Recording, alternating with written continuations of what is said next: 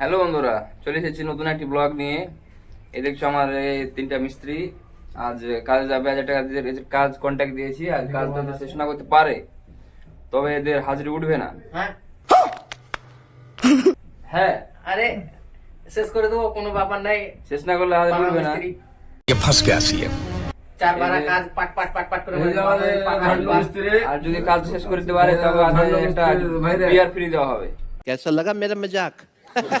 তাহলে তো 100% কাজ শেষ। বুঝতে পারছো? কোনো কথা হবে না, একদম শেষ। চার ভাড়া করে ঠিক আছে বন্ধুরা, কোনটা রে? খাওয়া করতে হচ্ছে বন্ধুরা। ভাত হয়ে গেছে কি? কি ব্যাপার হয় অনসর? ভাত হয়নি নাকি?